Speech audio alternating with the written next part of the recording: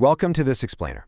If you've ever stared at a screen full of C code and felt your brain just completely short-circuit, well, you're not alone and you're in exactly the right place.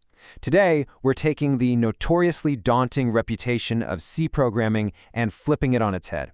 We're going to build an actionable step-by-step blueprint for absolute beginners.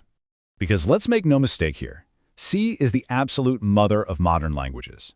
It literally runs our world. It powers everything from the massive Linux kernel to the tiny core of that Android smartphone sitting right there in your pocket. But because it operates so incredibly close to the bare metal hardware, things like invisible memory management and those cryptic pointers, yeah, they can easily intimidate newcomers. It's a language that demands respect for sure, but it absolutely doesn't have to be terrifying. So that brings us to a really massive question. How do you master a language this insanely powerful without just getting completely lost in the weeds? Well, spoiler alert, the secret is not memorizing thick textbooks or endlessly reading syntax rules. No way. The real secret is using a project-based roadmap. We are going to unlock these complex concepts one by one simply by building.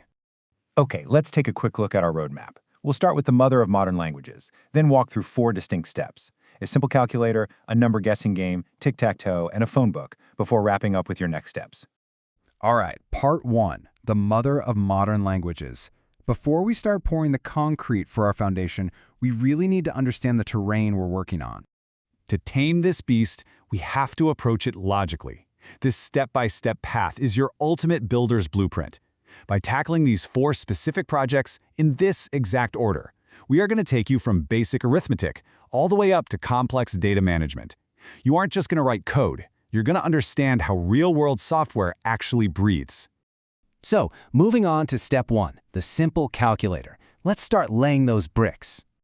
For our very first trial, you're going to build a program that prompts users for 2 numbers and then asks them to pick an operation. You know, addition, subtraction, multiplication, or division. Now, I know it sounds super basic, but trust me, this is the absolute bedrock of software interaction. And the reason this matters so much is what's happening under the hood. By coding this calculator, you're actually learning how to parse user responses using standard input and output functions like printf and scanf. You're learning to structure your logic into clean, dedicated functions. And maybe most importantly, you're learning error handling. Think about it. You've got to write the logic to catch a nasty zero division error before it literally crashes your entire program. But hey, you definitely need to watch out for a super common beginner pitfall right out of the gate. If you skip initialization, you're going to leave your variables holding unpredictable, totally random memory values. In C, if you just declare an integer without explicitly assigning it a 0 first, the computer just shrugs and hands you whatever random junk was left over in that memory space. Initializing your variables is absolutely crucial to ensure your math operations start with a clean slate. All right, step 2, the number guessing game. Now we're shifting gears from predictable math to dynamic interaction. In this second project, your program is going to generate a pseudo-random number. The user is going to try to guess it, and your code will literally coach them, spitting out too high or too low hints until they either win or run out of their allotted attempts. This project is a massive level up for your tool belt. First off, you're importing the standard library to conjure up that randomness. Then you're keeping the game alive using loop controls, things like while and for loops. And you're evaluating conditional checks after every single guess. You are essentially learning to control the flow of time and logic inside your application. Now, when you're gathering those user guesses, keep this massive hurdle in mind. If you forget the tiny ampersand symbol in your scanf function, your program will immediately crash. Why? Because scanf needs to know the exact physical memory address where it should store that gas. Without the ampersand, it's totally lost. Oh, and you've got to make sure your loops have clear exit conditions. Otherwise, your poor user is stuck playing an infinite game forever. Next up is step 3, tic-tac-toe. The crucial point here is that we're moving from linear loops into actual grids. Here, you're going to build a fully turn-based system to track X's and O's. Your program needs to display the board, check for winning combinations across the rows, columns, and diagonals, and accurately detect a draw when the board inevitably fills up. This is such a brilliant way to illustrate how 2D arrays operate. You are effectively mapping your C code directly to a physical 3x3 game board. You'll use these arrays to store the state of the game, and you'll have to write some clever validation logic so a player can't cheat and slap their X on a score that already has an O. It really forces you into incredibly modular code organization. And speaking of arrays, here's a classic beginner trap, the dreaded off-by-1 error.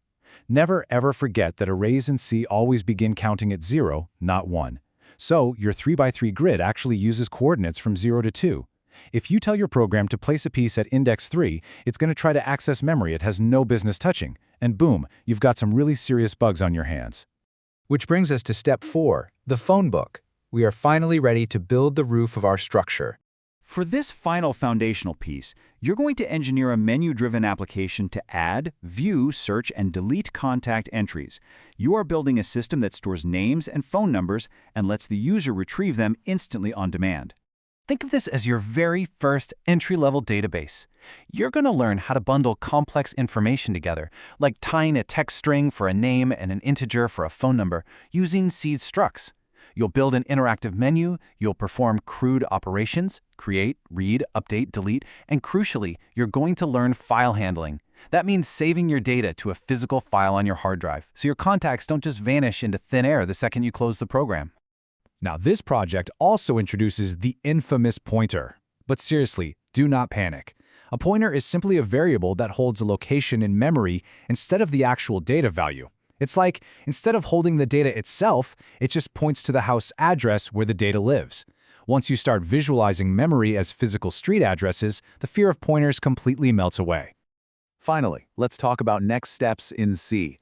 It's time to see how all of this sets you up for the real world. By strictly following this project-based blueprint, you've essentially grasped 80% of the language's core principles in just a fraction of the time. It is the 80-20 rule in pure action. You didn't just passively read about C, you forced yourself to think logically, to design actual systems, and to respect computer memory by writing the code yourself. You have successfully conquered the daunting beast that is C, and you've laid down an unbreakable foundation. From simple math to wrestling with memory pointers, you've put in the hard work. So the only question left for you as you stare down your future in computer science is, what complex system are you going to build next? Will it be a massive cyber management system, a custom file encryption tool, or, hey, maybe even your very own compiler? The blueprint is in your hands. Now go build.